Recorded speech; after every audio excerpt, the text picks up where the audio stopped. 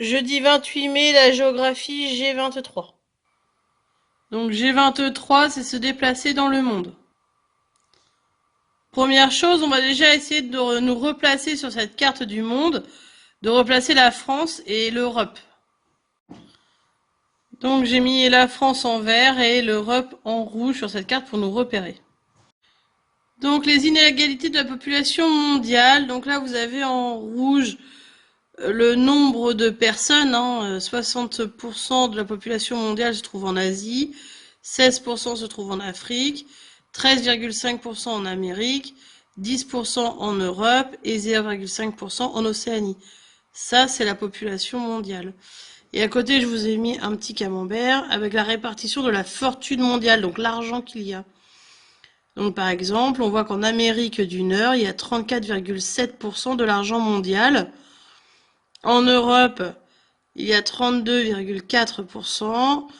En Asie-Pacifique, il y a 18,9%. En Chine, il y a 8,1%. En Amérique latine, il y a 3,5%. En Inde, 1,4%. En Afrique, 1,1%. Donc, si on comprend bien les deux réunis, si on comprend bien, en Europe, on a 10% de la population mondiale, mais 32,4% des richesses.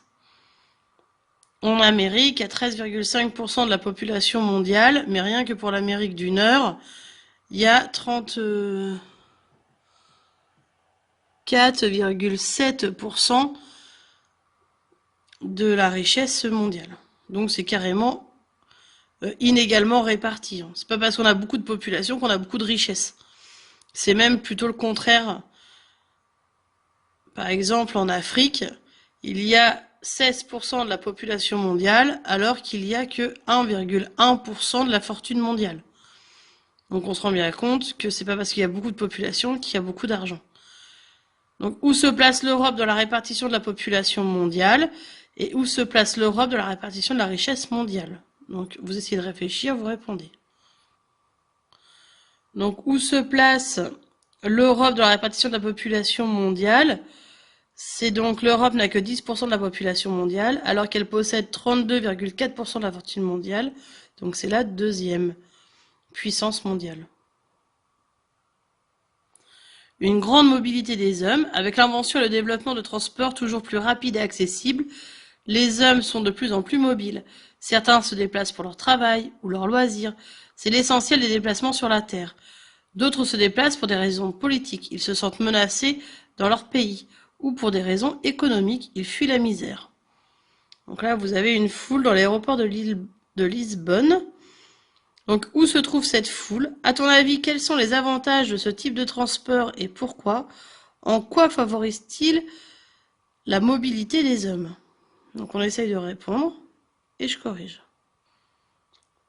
Donc, ici, nous sommes dans un aéroport européen à Lisbonne, donc au Portugal.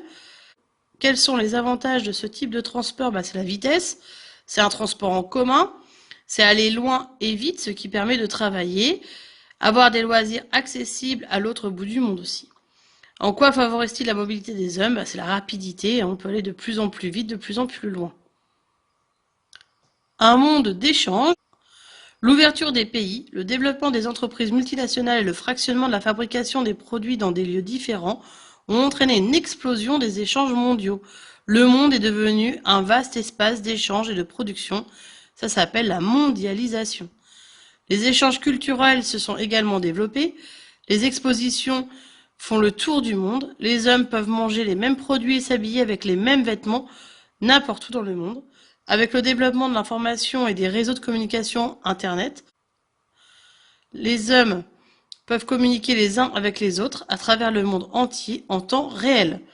Donc, je vous ai mis une petite carte. Ici, vous voyez sur cette carte les échanges, les exportations, donc ce qui part de l'Europe, de l'Union européenne, et les importations, ce qui arrive de l'Union européenne.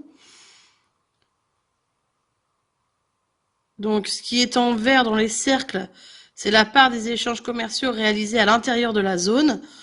Et ce qui est en rouge, c'est réalisé avec les autres régions de la zone, donc avec les autres pays. Donc on voit qu'en Europe, il y a quand même un quart des échanges qui sont à la mondiale. En Amérique du Nord, il y a la moitié. En Amérique du Sud et centrale, il y a 3/4 des échanges à l'extérieur. En Afrique, il y a quasiment la totalité. Pareil au Moyen-Orient, où du côté de la Russie, et en Asie, c'est à peu près la moitié.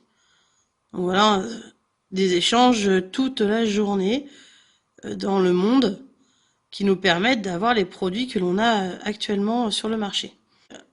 Le lexique, entreprise multinationale, c'est une entreprise qui ont des établissements dans plusieurs pays. La mondialisation, c'est l'interdépendance et l'imbrication des différents marchés du monde. L'exportation, action de vendre à l'étranger une partie de la production, bien ou service d'un ensemble économique, pays ou région. L'importation, c'est l'entrée dans un pays de biens ou services provenant d'un autre pays. Quelles sont les 3 grandes zones où les échanges mondiaux sont les plus importants? Y a-t-il une zone où il n'y a aucun échange? Donc je vous relaisse cette petite carte pour pouvoir répondre. Donc les 3 grandes zones, c'est l'Europe, l'Asie, l'Amérique du Nord. Et il n'y a pas d'endroit où il n'y a pas d'échange. C'est mondialisation, c'est dans tout le monde entier. Mais la mondialisation, est-ce que c'est qu'un seul monde? Les hommes ont des modes de vie qui se ressemblent de plus en plus. Pour préserver les différences, l'UNESCO a mis en place la protection de la diversité culturelle. L'amélioration des échanges permet une meilleure collaboration. Les États coopèrent dans des domaines de l'environnement, de la santé, de la prévention des grandes catastrophes. Les États ont aussi mis en place des organisations internationales comme l'OMC pour établir des règles communes des échanges commerciaux.